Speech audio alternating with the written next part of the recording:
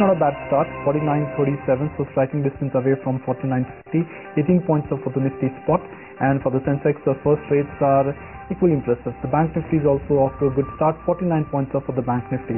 Let's look at numbers now. Shall we start with RCom? Yes, let's do that. RCom, it's part of the Nifty 50. RCom, like I said, the numbers were okay. First, you could see some short covering there. 68.5 for RCom. In fact, most of the ADG group stocks post numbers, they have appreciated, starting from Reliance Capital, then Reliance Industrial Infra, now RCom, which that's Reliance Capital for you, which is at 322. So momentum is looking strong. State Bank of India, let's discuss that. State Bank of India is at 2031, which is uptick of about 24 rupees for State Bank of India. So in quick time, SBI has recovered from levels of about 1920, 1930 to about 2020. Crompton Greaves numbers came on Friday, but brokerages have reacted to those numbers, and most of the brokerages are of the view that in the near term, Crompton Greaves is unlikely to outperform. 104 for Crompton Greaves. The management commentary was poor, and the management guidance was also poor. Suzlon came out with a horrible set of numbers. So machinery companies minus L&T, with none of the other capital good companies, they've come out with good set of numbers. Pantaloon Retail will be an important stock because in principle they have agreed to sell stake to Warburg Pincus. 152 rupees for Pantaloon Retail. I also want to check in on Future Capital. That, to my mind, will be the most important stock because now markets can smell that open offer is down the corner. 146 rupees for Future Capital. Aisha? Some other result reactions. While we've of course talked about Reliance Communications, that indeed seems to be the star in today's trading session.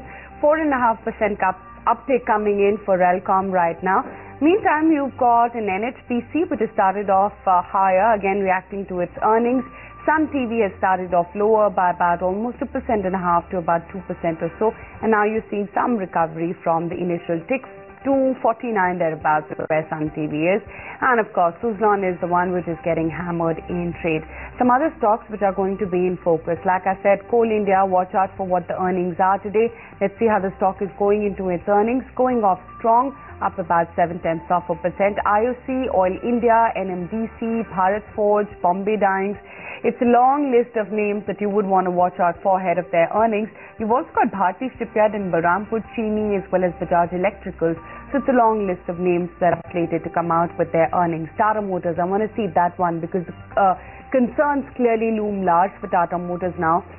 And they're understood to have cut their production target and also having some problems with the diesel launch of the Nano.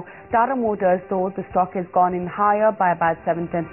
You also have to price in the kind of damage that both Maruti and Tata Motors have seen all of last week. Let's see what Maruti is up to after getting hammered all of last week. Maruti will just come up here in a squeeze. That too is seeing some covering at 11.26 thereabout. Coal India, a lot of other news as well doing the rounds for Coal India. They've replied to the coal minister on issues related to FSAs.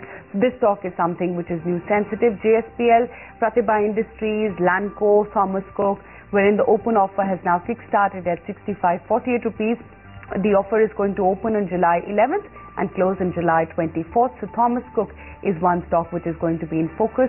Pratibha Industries, where they're looking at issuing shares on rights basis. Thomas Cook, the first rates haven't quite trickled in, but that is one stock which is going to be in focus.